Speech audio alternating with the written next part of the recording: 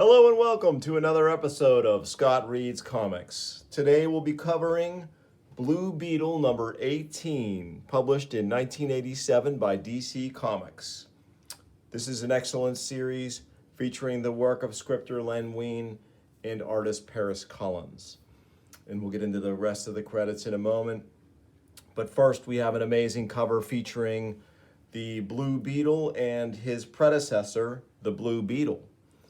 So Dan Garrett was the original Blue Beetle, a character with a rich comic book history stretching all the way back to the golden age of comics. This Blue Beetle, the current Blue Beetle, is Ted Kord, and he is a different character in many respects than his predecessor. And we're going to see those differences on display in this amazing story, which contains, in my mind, one of the best fight scenes ever published in a monthly comic. Just excellent work. And our tagline says it all, Beetle versus Beetle. So we have the original Blue Beetle on the cover battling his successor, Ted Kord, the Blue Beetle. So this is a fantastic series. You can pick these issues up in dollar bins wherever you shop for dollar comics. And I recommend looking into that because a lot of them are really, really good. Let's get started. Look at this amazing splash page. We have a caption. A monster in the shape of a man stalks the windy streets of Chicago tonight. A monster who once called himself Blue Beetle. And our title is And Death Shall Have No Dominion. Great title, Len Wein. Len Wein, writer, Paris Collins, artist. And there's a credit to the writer with much thanks to R.J. Amlo, officer. John Costanza's the letterer, Gene D'Angelo's the colorist, Denny O'Neil is the editor. On this splash page here, we see the original Blue Beetle, Dan Garrett, showing off his incredible superhuman powers. Where is the thief who stole my good name? Show yourself, imposter, and face the righteous wrath of the true Blue Beetle. Great work. This is all Paris Collins in this issue, a super underrated artist that I think folks should revisit. He had an amazing career, mostly with DC, and just a tremendous artist. So Ted Kord, his home of Chicago is under attack by the original Blue Beetle, and as Chicago's super defender, he responds. He is a successful entrepreneur and industrialist, and secretly plays the role of the super heroic Blue Beetle. And here he deploys his costume, gets ready, and heads out to battle. This is a great summary of the events leading up to the death of Dan Garrett and Ted Kord taking over the role of Blue Beetle. Memories of the expedition he'd mounted with Dan Garrett to desolate Pago Island in search of his mad Uncle Jarvis, and their subsequent capture by Jarvis Kord's army of super robots. To save their lives, Garrett had spoken an ancient arcane phrase and thus been transformed into the dynamic Blue Beetle. But the explosion that ended Jarvis Kord's mad dreams of conquest also ended the superheroic career of Dan Garrett. With his final breath, the dying Garrett made Ted Kord swear to carry on for him. And then Garrett vanished beneath the earth forever, or so Ted Kord had thought. I've tried my best to fulfill my promise to Dan, to live up to the example he'd set.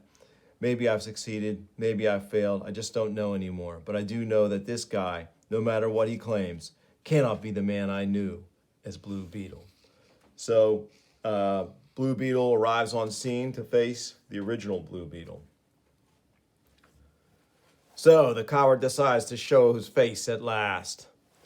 And Beetle thinks, Lord, he even looks like Dan Garrett. Easy, fella. I'm not anxious for a fight here. Now why not just put that poor Chevy down, nice and gently, so we can talk? Oh, I'll put it down all right, imposter. Great sequence here of Garrett literally throwing this car into Blue Beetle's face. And great shot by Collins here using the faded images to show the motion of Blue Beetle's super athleticism as he gets out of the way of the car. And he thinks to himself, I'm starting to think I'm out of my league here. Without the bug to back me up, there may be no way I can defeat this madman. And the bug that Blue Beetle was referring to is his automated flying car, essentially. It's like a shuttle slash car that's in the shape of a bug, and we'll see it as we go along here.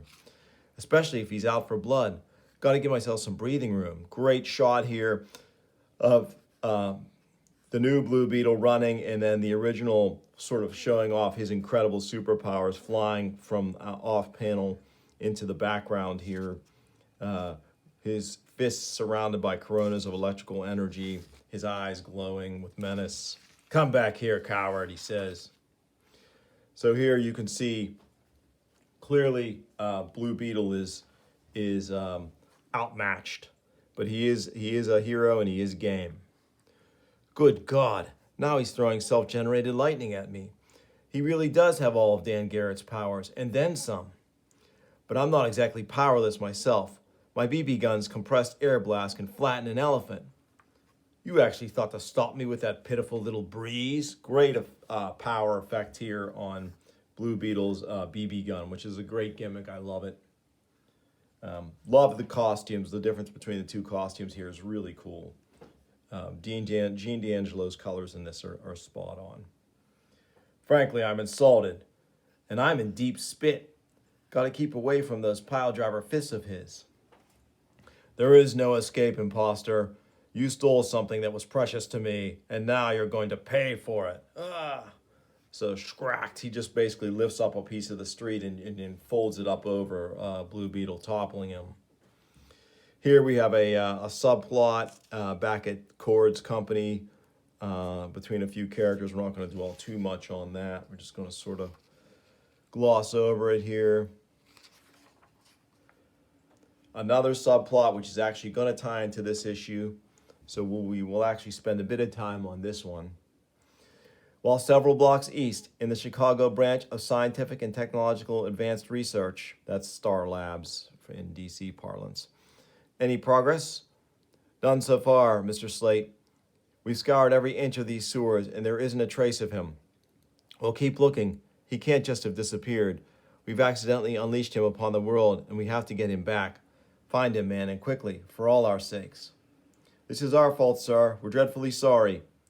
And you're going to be a damn right sorrier. I intend to find out who is responsible for activating File 13. And when I do, I promise you, heads are going to roll around here like bowling balls. I've never seen the man in such a lather before. Can you really blame him, Garrison? Slate founded Star. He has his whole life invested in it. So even if they find our missing subject, there's going to be trouble, my friends. Quite so. Let's just be thankful Slate hasn't yet gotten around to reading File 13B.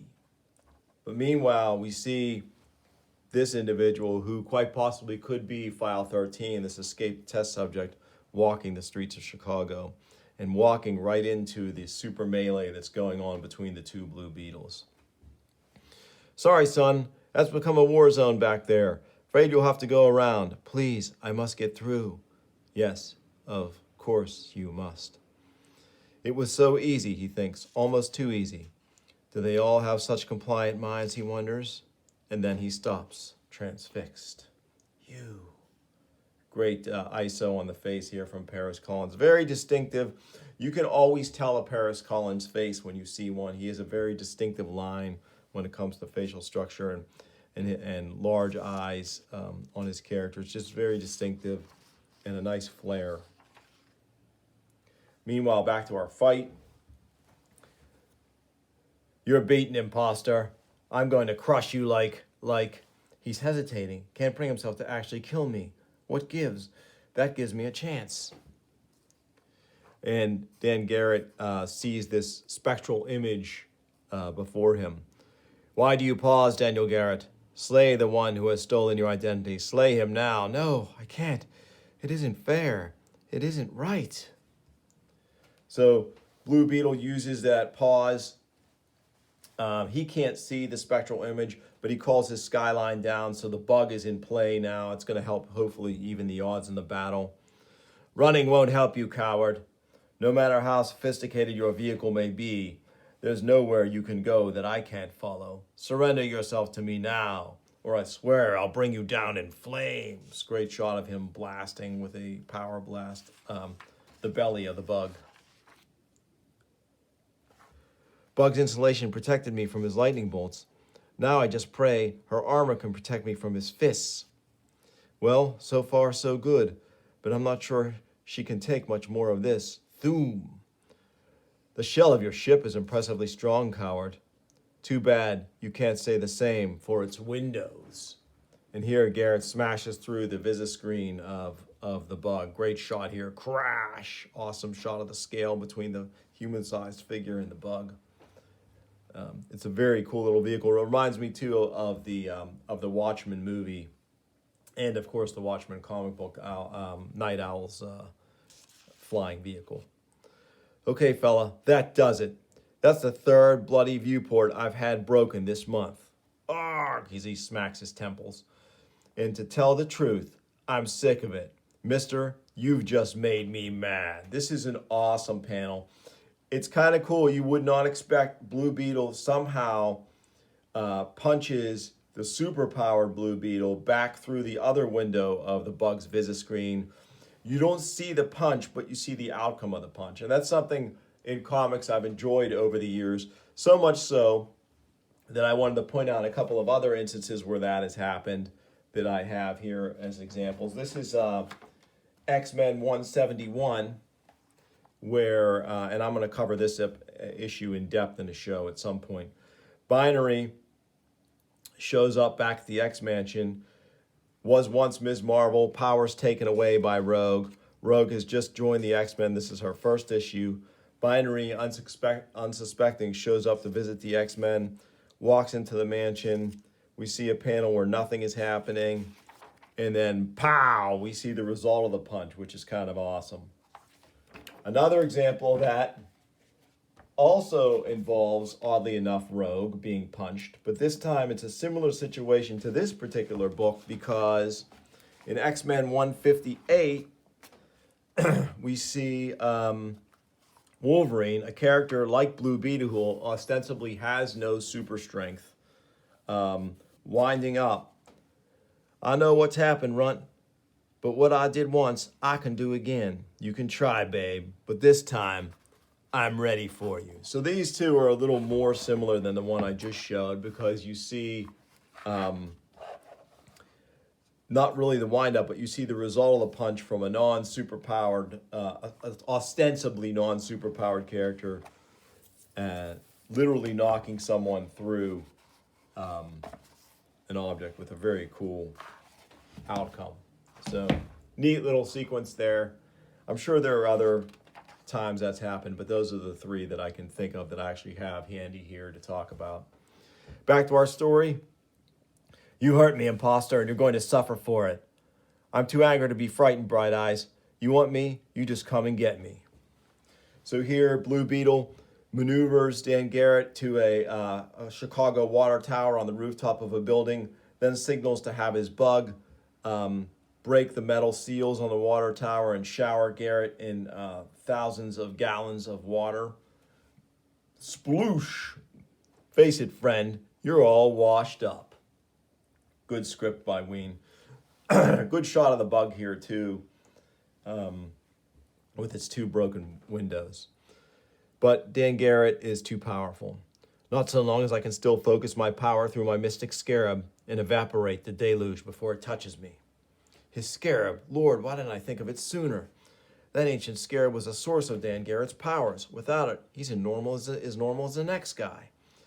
So Beetle uses this clothesline to break his fall, and then he's going to use it as an improvised ranged weapon to knock the scarab from the original Blue Beetle, Dan Garrett's hands, and then he catches it.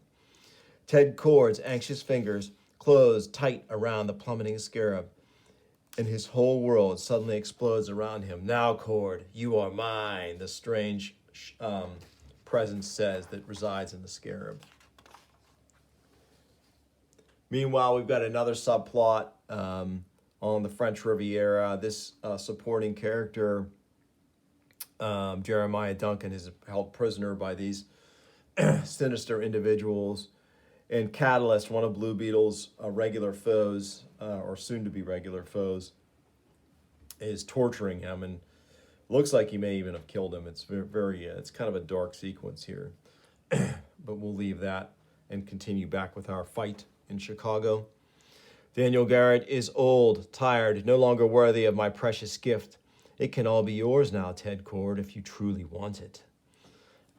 So this being here looks like some kind of alien, shapeless alien presence. No, the power is mine. I am the only true Beetle. Then prove it, the presence says. What have I gotten myself into here? Beetle thinks. And meanwhile, mysterious File 13 character looks up at the battle. Dan, if it really is you somehow, you've got to fight this thing. Don't let it control you. Control me? It's this lousy scarab. Got to get rid of it before. No, I am not so easily discarded. I am part of you, part of both of you. So the scarab is making its case. It needs a host. It was I who saved Garrett's life those long months ago on Pago Island, keeping him alive during his long imprisonment beneath the earth, until your recent battle with Carapax unwittingly released him. For countless centuries, I have sought a champion to wield my power. For a time, I thought that one was Daniel Garrett.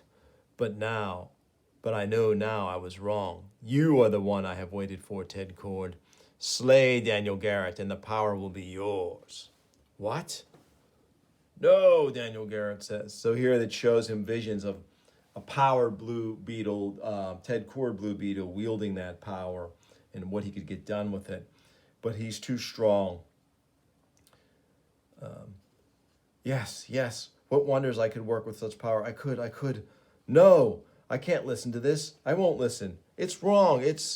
But Dan Garrett is still under the sway of the Beetle. Fool! You've already stolen my name. You won't live long enough to steal my power. Great open panel here as the two fall back off the building, Earthwood, and and Dan Garrett breaks Blue Beetle's fall. Just how gullible do you think I am, imposter? Whack. Great shot there, that punch. Really awesome knockback effect here. You'd say anything to steal my power. You'd do anything. Dan, listen to yourself. That isn't you talking. You've got to fight this entity. Help me destroy it. The only thing that's going to be destroyed here, imposter, is you. Man, Paris Collins is really crushing it on this issue. I love his panel arrangements, and this fight sequencing is really excellent. Beetle picks up this pipe from the debris and tries to even the odds by beating Dan Garrett with it. Got to keep away from those sledgehammer fists of his. The wind alone from that last shot almost fractured my jaw. So the police, while they have an uneasy relationship with Blue Beetle, they know that this guy's a much bigger threat, and so they target him. Just make sure you don't hit the other clown, the police officer says. Idiots, Dan Garrett says. Your bullets can't penetrate my chainmail armor. Oh, I love this panel here with him exploding this car with his power effect. Very cool. When Collins inks himself like this, the pencils are just a little raw, a little rougher. The finished art is just a little raw, or a little rougher, and I kind of like it. But my lightning blast can easily incinerate you. My God, he's completely out of control. No matter what sort of friendship we may once have had, it's up to me now to stop him any way I can. So this is a great montage sequence here in this panel where Beetle is using that pipe and just fighting in close quarters with Dan Garrett, trying to take him down. Managed to catch him off balance with that iron pipe. Hit him hard enough to daze him for a moment, which is just about a half a second longer than I have to regain my fallen BB gun. It isn't much compared to his power, but maybe its strobe flash can still blind him long enough for me to... It looks like he gets hit with a power blast from Dan Garrett. The battle is over, imposter. You have lost. I've set my air blast for maximum intensity, he thinks. Maybe even powerful enough to blow Dan away, but I can't pull the trigger. No matter what he's become, he was once my friend. I can't just kill him. But if I don't, he'll kill me, and God knows how many others. I'm sorry, Dan, but I have no other choice. I only pray for your soul. I only pray your soul will forgive me for, but he doesn't have a chance. He hesitates too long, and Dan Garrett blasts the BB gun from Ted Kord's hands and then hefts him with his super strength. Not that it makes it any difference. It is time we finally put an end to this charade. Time for you to die. Dan, you're not a murderer. You can't do this, can't I? Just watch me. Great shot here of Ted Kord's desperation. Good close up on his face. You can see the fear and expressiveness in his face. And this sequence is really cool. File 13 walks into the battle and makes his presence known. No, he whispers as his power reaches out to Dan Garrett. One whispered word, and the creature who was once Dan Garrett suddenly turns. His churning mind abruptly filled with images of the superheroic life he once led, the villains he once fought, the victories he once won. For less than a second, yet longer than an eternity, there is a war waged between the mind of the Blue Beetle and the heart of Dan Garrett. And in the end, despite the temptation, it is a noble heart that triumphs. Monster, what have you made of me? A hero, the alien presence says. No, not a hero, only a lousy pawn. You used me, and now you're going to pay for it. No, you must obey me. Want to bet? I've done what you wanted for years. It's time I started thinking for myself. You continue to oppose me? Then the time for pretense is finally past. Gaze upon me as I truly am, Dan Garrett, and defy me then. So this alien presence transforms the scarab into what looks like some kind of creepy alien eye. If you dare. My head, get out of my head. It's useless to fight me. I am energy incarnate, the source of your power. No, you're only a miserable parasite, and you've had your last taste of me. Stop fighting me. Strain is too great. Not a chance. No, you must give yourself to me before I. Forget it, freak. To my last breath, I defy you. So here, the scarab seemingly explodes with a scream. Chikum, and the effect, unfortunately, hurt Dan Garrett mortally. The scarab exploded, shattered into a million shards, but Dan, it's over, finally over. Hang on, man. We'll get you to a hospital. No, too late for that. It's up to you now. Swear you'll carry on for me. Dan, no. But it is too late for protests, too late for second chances. This time, Daniel Garrett is finally, irrefutably dead, destroyed by the same unearthly power he once wielded with such consummate ease, leaving behind only a few lonely people to mourn him, and a legend that will never die. And so it goes. This is a great coda on the career of a Golden Age hero, and once again, a reinforcement that his successor, Blue Beetle, Ted Kord, is worthy of the name. Very cool. Great issue. Awesome 2-page letter column here of the Beetle's Nest. No notable letter writers really in this one, so I'm not going to spend a lot of time on it. But yeah, this issue of Blue Beetle, number 18, superb, incredible fight scene. Lots to recommend this series if you find it in dollar bins, especially if you find this issue, but there are many other good issues. There's a crossover with the Teen Titans that's excellent. There are just a number of issues in the 2+ year run of Blue Beetle that are well worth grabbing. So hey, for $1, do it. If you enjoyed the show, please like and subscribe. I'm going to bring you more soon. This has been Scott Reads Comics. Thanks for watching.